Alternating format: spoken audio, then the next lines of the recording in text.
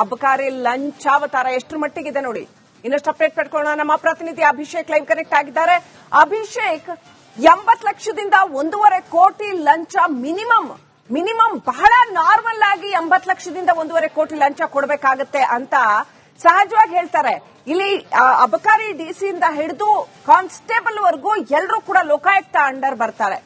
ಇಷ್ಟೆಲ್ಲ ಆದ್ರೆ ಇಡೀ ಇಲಾಖೆಯೇ ಈ ಲಂಚಾವತಾರದಲ್ಲಿ ಮುಳುಗಿದೆಯಾ ಅನ್ನುವಂಥದ್ದು. ಮಿನಿಸ್ಟ್ರಿಗೂ ದುಡ್ಡು ಕೊಡಬೇಕು, ಎಲ್ರಿಗೂ ಕೊಡಬೇಕು ಅನ್ನೋ ಪರಿಸ್ಥಿತಿ ಏನೆಲ್ಲ ನಡೆದಿದೆ ಅಭಿಷೇಕ್ ಅಬಕಾರಿ ಇಲಾಖೆನಲ್ಲಿ?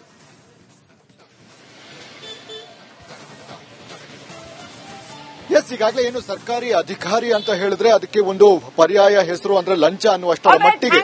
ಅಭಿಷೇಕ್, ದಯವಿಟ್ಟು ಸಂಪರ್ಕದಲ್ಲಿರಿ. ನಮ್ಮ ಜೊತೆ ವಿರೋಧ ಪಕ್ಷದ ನಾಯಕ ಆರ್ ಅಶೋಕ್ ಅವರು ಕನೆಕ್ಟ್ ಆಗಿದ್ದಾರೆ. ನಮಸ್ಕಾರ ಆರ್ ಅಶೋಕ್ ಅವರು, ಏನ್ ಹೇಳಕ್ ಬಯಸ್ತೀರಿ ಅಬಕಾರಿ ಲಂಚಾವತಾರ, ಬೃಹತ್ ಲಂಚಾವತಾರದ ಬಗ್ಗೆ?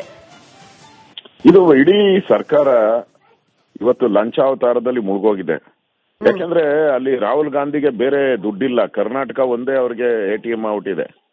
ದುಡ್ಡು ಒಡೆದು ಕೊಡ್ಬೇಕು ಇವ್ರಿಗೆ, ಇಲ್ಲ ಅಂದ್ರೆ ಮಂತ್ರಿಗಿರಿ ಇಲ್ಲ. 6 ತಿಂಗಳಿಗೆ 3 ತಿಂಗಳಿಗೆ ರೀಶಫಲ್ ಅಂತ ಯಾವಾಗ ಮುಖ್ಯಮಂತ್ರಿ ರೀಶಫಲ್ ಅಂತ ಹೇಳ್ತಾರೋ ಅವಾಗೆಲ್ಲ ದುಡ್ಡು ವಸೂಲಿ. ಇವತ್ತು ಇದು ಮೊದಲನೇದಲ್ಲ, ಇದು 3ನೇ ಬಾರಿ ಈ ಮಂತ್ರಿ ಸಿಕ್ಕಾಕೊಂಡಿರೋಂಥದ್ದು. ಇಷ್ಟು ಮಾನ ಮರ್ಯಾದೆ ಇದ್ರೆ ಈ ಸರ್ಕಾರಕ್ಕೆ ಯಾವತ್ತೋ ತೆಗಿಬೇಕಾಯ್ತು. ಆದ್ರೆ ಇವರು ದುಡ್ಡು ಕೊಡ್ತಾರೆ ಅನ್ನೋ ಒಂದೇ ಹಾಲ್ ಕರಿತ ಹಸು ಅಂತ ಹೇಳ್ತಾರಲ್ಲ, ಒಳ್ಳೆ ಹಾಲ್ ಕರಿಯೋ ಹಸು ಇದು ಕರಪ್ಷನ್ ಮಾಡುವಂತದ್ದು. ಅದಕ್ಕೆ ಇವರು ಮಂತ್ರಿಗೆ ದುಡ್ಡು ಕೊಡಕ್ಕೆ ಇವೆಲ್ಲ ಕಲೆಕ್ಟ್ ಮಾಡ್ತಾ ಇರೋದು. ಒಂದೊಂದು ವೈನ್ ಸ್ಟೋರ್ಗೂ ಕೂಡ 2.5-3 ಲಕ್ಷ ವಸೂಲಿ ಮಾಡ್ತಾ ಇದ್ದಾರೆ. ಅಂದ್ರೆ ಅವ್ರು ಹೇಳೋದಂಥದ್ದು, ನಾವು ವೈನ್ ಸ್ಟೋರ್ಗಳನ್ನ ನಾವು ಟ್ರಾನ್ಸ್ಪರೆಂಟ್ ಆಗಿ ಹಂಚ್ತಾ ಇದ್ದೀರಿ ಅಂತ. ಟ್ರಾನ್ಸ್ಪರೆಂಟ್ ಅಂದ್ರೆ ಇದ್ರೆ ದುಡ್ಡು, ಟ್ರಾನ್ಸ್ಪರೆಂಟ್ ಅಂದ್ರೆ ದುಡ್ಡು ವಸೂಲಿ ಅಂತ ಇವತ್ತು ಕಾಂಗ್ರೆಸ್ ಅವರು ಯಾರೇ ಬರೋದಾದ್ರೂ ದುಡ್ಡು ಕೊಡ್ಲೇಬೇಕು ಅಂತ, ಭೇದ ಭಾವ ಇಲ್ಲದೆ ದುಡ್ಡು ಕೊಡ್ಬೇಕು ಅಂತ. ಏನ್ ಅದಕ್ಕೆ ಯಾವ್ದು ಇಲ್ಲ, ಹಿಂದುಳಿದವರು ಇಲ್ಲ, ಮುಂದುಳಿದವರು ಇಲ್ಲ, SCಗಳಿಲ್ಲ, ಎಲ್ಲರೂ ದುಡ್ಡು ಕೊಡ್ಬೇಕು. ದುಡ್ಡು ಕೊಟ್ರೆ ನಿಮ್ಗೆ ವೈನ್ ಸ್ಟೋರ್ಸ್ ಶಾಂಕ್ಷನ್. ಅವಶ್ಯಕತೆ ಏನಿದೆ? ಇವ್ರು ಗಾಂಧೀಜಿ ಅಂತಾರಲ್ಲ, ಗಾಂಧೀಜಿ ಪಾನ ನಿರೋಧ ಮಾಡಿ ಅಂತ ಹೇಳಿದ್ರು. ಇವ್ರು ಗಾಂಧೀಜಿ ಹೆಸರು ಹೇಳ್ಕೊಂಡು ಈಗ ವಿಶೇಷ ಅಧಿವೇಶನ ಕರೀತಾವ್ರೆ. ಗಾಂಧೀಜಿ ಹೆಸರು ತೆಗೆದಾಕಿದ್ದಾರೆ ಬಿಜೆಪಿ ಅವರು ಅಂತ ಹೇಳ್ಬಿಟ್ಟು. ಈಗ ಮಾನ ಮರ್ಯಾದೆ ಬೇಡವಾ ನಿಮ್ಗೆ?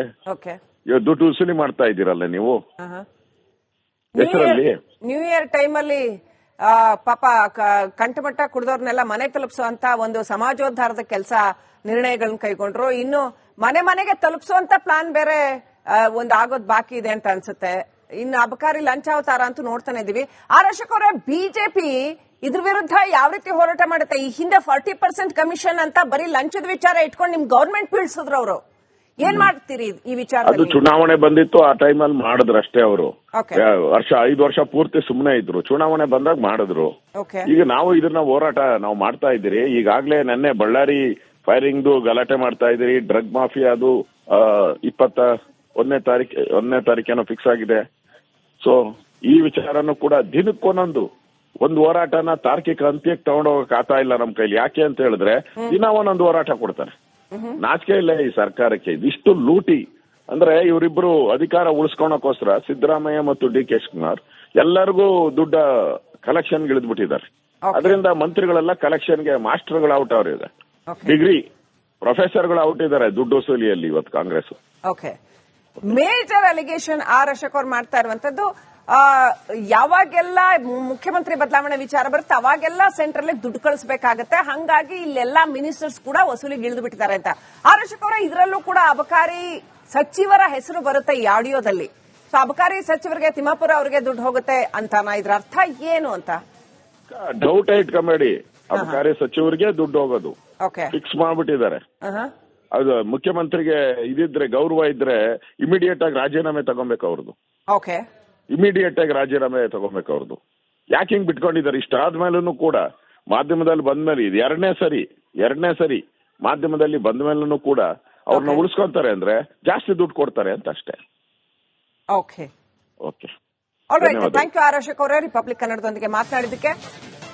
ವಿಪಕ್ಷ ನಾಯಕ ಆರ್ ಅಶೋಕ್ ಅವರು ಬಹಳ ಕ್ಲಿಯರ್ ಆಗಿ ಹೇಳ್ತಾ ಇದ್ರು, ಯಾವಾಗೆಲ್ಲ ಮುಖ್ಯಮಂತ್ರಿ ಬದಲಾವಣೆ ವಿಚಾರ ಬರುತ್ತೋ ಪ್ರತಿ ಸಾರಿನೂ ಕಾಂಗ್ರೆಸ್ ಹೈಕಮಾಂಡ್ ದುಡ್ಡು ವಸೂಲಿ ಮಾಡುತ್ತೆ ಅನ್ನುವಂತ ಗಂಭೀರ ಆರೋಪವನ್ನ ಆರ್ ಅಶೋಕ್ ಅವರು ಮಾಡಿದ್ದಾರೆ. ಹಾಗಾಗಿ ಇಲ್ಲಿ ಇದ್ದ ಮಿನಿಸ್ಟರ್ಗಳೆಲ್ಲ ವಸೂಲಿಗೆ ಇಳಿದಿದ್ದಾರೆ. ಹಾಗಾಗಿ ಎಲ್ಲಾ ಇಲಾಖೆಯಲ್ಲಿ ಭ್ರಷ್ಟಾಚಾರ, ಲಂಚಾವತಾರ ಕಂಡು ಬರ್ತಾ ಇದೆ ಅನ್ನೋದು ಆರ್ ಅಶೋಕ್ ಅವರು ಮಾಡ್ತಾ ಇರ್ತಕ್ಕಂಥ major allegation. Let's get back to Abhishek. Abhishek, ಯಾವ ರೀತಿಯಲ್ಲಿ ಆ ಅಬಕಾರಿ ಇಲಾಖೆಯಲ್ಲಿ ಲಂಚಾವತಾರ ತಾಂಡವವಾಡ್ತಾ ಇದೆ? Please go ahead.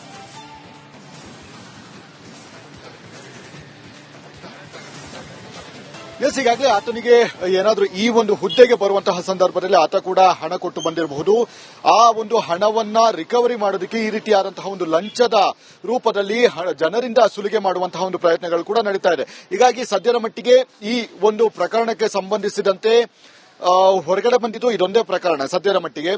ಮುಂದಿನ ದಿನಗಳಲ್ಲಿ ಈಗಾಗಲೇ ಬಂಧಿತರಾಗಿರುವಂತಹ ವ್ಯಕ್ತಿಗಳೇನಿದ್ದಾರೆ ಅವರನ್ನ ಮತ್ತೆ ಒಂದು ಬಾಡಿ ವಾರೆಂಟ್ ಮುಖಾಂತರ ತಮ್ಮ ಒಂದು ಕಸ್ಟಡಿಗೆ ತೆಗೆದುಕೊಂಡು ಇಲ್ಲಿಯವರೆಗೆ ನೀಡಿರುವಂತಹ ಬಾರ್ ಲೈಸೆನ್ಸ್ಗಳೇನಿದೆ ಅದೆಲ್ಲದರ ವೆರಿಫಿಕೇಶನ್ ಮಾಡುವಂತಹ ಕೆಲಸಗಳನ್ನು ಲೋಕಾಯುಕ್ತ ಅಧಿಕಾರಿಗಳು ಮುಂದಿನ ಹಂತದಲ್ಲಿ ಮಾಡಲಿದ್ದಾರೆ. ಯಾಕಂದ್ರೆ ಇದೊಂದರಲ್ಲಿ ಭ್ರಷ್ಟಾಚಾರ ಆಗಿದೆ ಅಂತ ಹೇಳಿದ್ರೆ ಇವರು ನೀಡಿರುವಂತಹ ಲೈಸೆನ್ಸ್ ಪರ್ಮಿಷನ್ಗಳೇನಿದೆ ಆ ಲೈಸೆನ್ಸ್ ಹೋಲ್ಡರ್ ಕೂಡ ಇವರಿಗೆ ಹಂತ ಹಂತವಾಗಿ ಇಷ್ಟರ ಮಟ್ಟಿಗೆ ಹಣವನ್ನು ನೀಡಿರುವಂತಹ ಸಾಧ್ಯತೆಗಳು ಕೂಡ ತೀರಾ ಹೆಚ್ಚಿದೆ ಅಂತ ಹೇಳಿ ಲೋಕಾಯುಕ್ತ ಅಧಿಕಾರಿಗಳಿಗೆ ಈಗಾಗಲೇ ದೂರು ಕೂಡ ಬಂದಿದೆ. ಮತ್ತು ಇಲ್ಲಿಯವರೆಗೆ ಇವರ ಕೆಲಸದ ಅವಧಿಯಲ್ಲಿ ಡಿಸಿ ಜಗದೀಶ್ ಇರಬಹುದು, ತಮ್ಮಣ್ಣ ಇರಬಹುದು, ಇವರ ಕೆಲಸದ ಅವಧಿಯಲ್ಲಿ ಯಾರ್ಯಾರಿಗೆ ಇದನ್ನ ಲೈಸೆನ್ಸ್ ಅನ್ನು ಕೊಟ್ಟಿದ್ದಾರೆ, ಮತ್ತೆ ಯಾರ್ಯಾರು ಎಷ್ಟೆಷ್ಟು ಹಣವನ್ನ ಮಾಡಿದ್ದಾರೆ, ಮತ್ತೆ ಯಾರಿಗೆ ತಲುಪಿದೆ ಈ ಒಂದು ಹಣ, ಅದರಲ್ಲಿ ಹಂತ ಹಂತವಾಗಿ ಹೇಳ್ತಾರೆ. ಎಲ್ಲೆಲ್ಲಿ ಯಾರ್ಯಾರಿಗೆ ಕೊಡಬೇಕು, ಸಚಿವರಿಗೆ ಕೊಡಬೇಕು ಮತ್ತು ತನ್ನ ಮೇಲಾಧಿಕಾರಿಗಳಿಗೆ ಕೊಡಬೇಕು, ಇಲ್ಲದಿದ್ದಲ್ಲಿ ನಿಮ್ಮ ಫೈಲ್ ಅನ್ನ ಮೂವ್ ಮಾಡೋದಿಲ್ಲ ಅಂತ ಹೇಳಿ ಸ್ವತಃ ಅಬಕಾರಿ ಅಧಿಕಾರಿ ಏನಿದ್ದಾರೆ ಅವರೇ ಒಂದು ಬಾಯಿ ಬಿಟ್ಟು ಹೇಳಿಕೆಯನ್ನು ಕೊಡ್ತಾ ಇದ್ದಾರೆ. ಹೀಗಾಗಿ ಆ ಅಧಿಕಾರಿ ಹೇಳಿರುವಂತಹ ತನ್ನ ಉನ್ನತ ಮಟ್ಟದ ಅಧಿಕಾರಿಗಳನ್ನು ಕೂಡ ಲೋಕಾಯುಕ್ತ ಅಧಿಕಾರಿಗಳು ಮುಂದಿನ ದಿನಗಳಲ್ಲಿ ಕರೆಸಿ ಒಂದು ವಿಚಾರಣೆ ನಡೆಸುವಂತಹ ಒಂದು ಪ್ರಕ್ರಿಯೆಗಳನ್ನ ಖಂಡಿತ ಮಾಡಲಿದ್ದಾರೆ. ಯಾಕಂದ್ರೆ ಇದೊಂದು ರೀತಿಯಾದಂತಹ ಒಂದು ಚೈನ್ ಲಿಂಕ್ ಆಗಿರುವಂತಹ ಕಾರಣದಿಂದಾಗಿ ಇಲ್ಲಿ ಯಾರ್ಯಾರು ಮತ್ತಷ್ಟು ಭ್ರಷ್ಟಾಚಾರದಲ್ಲಿ ಮಾಡಿದ್ದಾರೆ ಅನ್ನುವಂತಹ ನಿಟ್ಟಿನಲ್ಲಿ ಎಲ್ಲ ಮಾಹಿತಿ ಕಲೆ ಹಾಕಿ ಅವರ ಮನೆಗಳಿಗೆ ದಾಳಿ ನಡೆಸುವಂತಹ ಒಂದು ಪ್ರಕ್ರಿಯೆಗಳು ಕೂಡ ಮುಂದಿನ ಹಂತದಲ್ಲಿ ನಡೆಯಲಿದೆ ಅಂತಾನೆ ಹೇಳ್ಬೋದು. ಈಗ ಸದ್ಯದ ಮಟ್ಟಿಗೆ ನ್ಯಾಯಾಂಗ ಬಂಧನದಲ್ಲಿದ್ದಾರೆ. ಈಗ ಅವರನ್ನ ಅಂದ್ರೆ ನಿನ್ನೆ ಏನು ದಾಳಿ ನಡೀತು ಆ ದಾಳಿ ವೇಳೆ ನಡೆದಂತಹ ಒಂದಷ್ಟು ವಿಚಾರಣೆ ಮತ್ತು ಅವರಿಂದ ಕಲೆ ಹಾಕಿರುವಂತಹ ಒಂದು ಮಾಹಿತಿಗಳು, ಡಾಕ್ಯುಮೆಂಟ್ಸ್ಗಳು ಅದೆಲ್ಲದರ ಒಂದು ಪರಿಶೀಲನೆ ನಡೆಸುವಂತಹ ಒಂದು ಕೆಲಸಗಳನ್ನ ಲೋಕಾಯುಕ್ತ ಅಧಿಕಾರಿಗಳು ಮಾಡ್ತಾ ಇದ್ದಾರೆ. ಮುಂದಿನ ಹಂತದಲ್ಲಿ ಅಗತ್ಯ ಬಿದ್ದಂತಹ ಸಂದರ್ಭದಲ್ಲಿ ನ್ಯಾಯಾಂಗ ಬಂಧನದಲ್ಲಿರುವಂತಹ ಅಷ್ಟು ಜನ ಅಕ್ಯೂಸ್ಗಳಂತ ಏನಿದ್ದಾರೆ ಅವರೆಲ್ಲರೂ ಕೂಡ ಮತ್ತೆ ಒಂದು ವಶಕ್ಕೆ ಪಡೆದು ವಿಚಾರಣೆ ನಡೆಸಿ ತನ್ನ ಹಿಂದಿರುವಂತಹ ಅಂದ್ರೆ ಯಾರ್ಯಾರಿಗೆ ಹಣವನ್ನು ಕೂಡ ತಲುಪಲಾಗ್ತಾ ಇದೆ ಮತ್ತೆ ಎಷ್ಟು ಜನರಿಂದ ಈ ರೀತಿಯಾದಂತಹ ಒಂದು ಸುಲಿಗೆಯನ್ನ ಮಾಡಿದ್ದಾರೆ ಅದೆಲ್ಲದರ ಡೀಟೇಲ್ಸ್ ಗಳನ್ನ ಮತ್ತಷ್ಟು ಕಲೆ ಹಾಕುವಂತಹ ಒಂದು ಪ್ರಕ್ರಿಯೆಗಳು ಕೂಡ ನಡೆಯುತ್ತೆ. ಯಾಕಂದ್ರೆ ಈಗ ಸದ್ಯದ ಮಟ್ಟಿಗೆ ಲಕ್ಷ್ಮೀನಾರಾಯಣ ಏನ್ ದೂರನ್ನ ಕೊಟ್ಟಿದ್ದಾರೆ ಅವರ ಪಾರ್ಟ್ ಆಫ್ ಇನ್ವೆಸ್ಟಿಗೇಷನ್ ಮಾತ್ರ ಈಗ ಸದ್ಯದ ಮಟ್ಟಿಗೆ ನಡೀತಾ ಇದೆ. ಹೀಗಾಗಿ ಮುಂದಿನ ಹಂತದಲ್ಲಿ ಯಾರಾದ್ರೂ ದೂರನ್ನ ಕೊಟ್ಟಂತಹ ಸಂದರ್ಭದಲ್ಲಿ ಅಥವಾ ಅವರನ್ನ ಕರೆಸಿ ವಿಚಾರಣೆ ನಡೆಸಿ ಯಾರು ಲೈಸೆನ್ಸ್ ಪಡೆದುಕೊಂಡಿದ್ದಾರೆ ಹಣವನ್ನ ಕೊಟ್ಟು ಅವರಿಂದಲೂ ಕೂಡ ಮತ್ತೊಂದು ದೂರನ್ನ ದಾಖಲು ಮಾಡಿ ನಂತರ ಸಪರೇಟ್ ಆಗಿ ವಿಚಾರಣೆ ನಡೆಸುವಂತಹ ಒಂದು ಪ್ರಕ್ರಿಯೆಗಳು ಕೂಡ ಮುಂದಿನ ಹಂತದಲ್ಲಿ ನಡೀತಾ ಇದೆ. ಹೀಗಾಗಿ ಸದ್ಯ ಆ ಅಧಿಕಾರಿ ಏನಿದ್ದಾರೆ ಆ ಅಧಿಕಾರಿ ಹೇಳಿರುವಂತಹ ತನ್ನ ಉನ್ನತ ಅಧಿಕಾರಿಗಳ ಅವರನ್ನು ಕೂಡ ಕರೆಸಿ ಅವರಿಂದ ವಿಚಾರಣೆ ನಡೆಸುವಂತಹ ಅಗತ್ಯತೆ ಈಗ ಸದ್ಯದ ಮಟ್ಟಿಗೆ ಇದೆ. ಅದನ್ನ ಲೋಕಾಯುಕ್ತ ಅಧಿಕಾರಿಗಳು ಮುಂದಿನ ಹಂತದಲ್ಲಿ ಮಾಡಲಿದ್ದಾರೆ. ಈ ಒಂದು ಪ್ರಕ್ರಿಯೆಯಿಂದಾಗಿ ಮತ್ತಷ್ಟು ಹಗರಣಗಳು ಹೊರಬರುವಂತಹ ಸಾಧ್ಯತೆ ತೀರಾ ಹೆಚ್ಚಿದೆ ಅಂತಾನೆ ಹೇಳ್ಬೋದು. Shrilakshmi. Right, thank you Abhishek ಡೀಟೇಲ್ಸ್ಗಾಗಿ.